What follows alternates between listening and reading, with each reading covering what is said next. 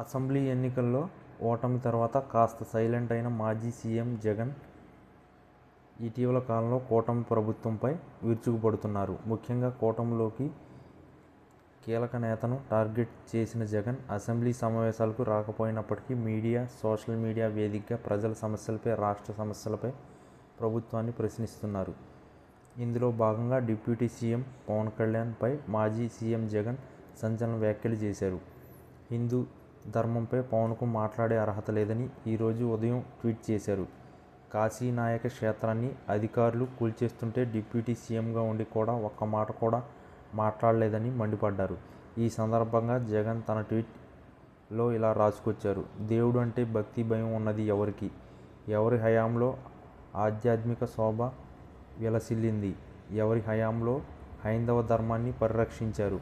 కూటమి ప్రభుత్వం వచ్చిన తర్వాత ప్రసిద్ధి కాశీనాయక క్షేత్రంలో కూల్చివేతలు, రాష్ట్రంలో ఆలయాలపై, హిందూ ధర్మంపై జరుగుతున్న దాడులకు ప్రత్యక్ష సాక్ష్యాలు కావా అని ప్రశ్నించారు.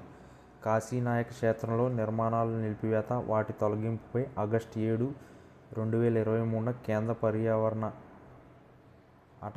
అటవీ మంత్రిత్వ శాఖ ఆదేశాలు ఇచ్చింది. ఆ క్షేత్ర పరిరక్షణకు ఆగస్టు 18, 2023న అప్పటి కేంద్ర మంత్రి, అటవీ శాఖ మంత్రి భూపేంద్ర యాదవ్కి ముఖ్యమంత్రి హోదాలో తానే స్వయంగా లేఖ రాసినట్లు తెలిపారు. తన లేఖలో కాశీనాయక క్షేత్రం ఉన్న 12.98 హెక్టార్ల భూమిని అటవీ శాఖ నుంచి మినహాయించాలని, ఆ క్షేత్రానికి రిజర్వ్ చేయాలని, దీనికోసం ఎలాంటి పరిహారం కోరినా, ఎలాంటి ఆంక్షలు విధించినా పాటిస్తానని లేఖలో చాలా స్పష్టంగా చెప్పానని, మా ప్రయత్నాలతో కేంద్రం తన చర్యలను నిలిపివేసిందని, మా 5 ఏళ్ల పాలనలో కాశీనాయక క్షేత్రానికి వ్యతిరేకంగా ఎవ్వరూ ఒక్క చర్య కూడా తీసుకోలేదని, ఆలయ పట్ల, ఆధ్యాత్మిక కేంద్రాల పరిరక్షణ పట్ల మాకున్న చిత్తశుద్ధి ఇదే నిదర్శనం అని ఈ సందర్భంగా జగన్ తన ట్వీట్లో రాసుకొచ్చారు.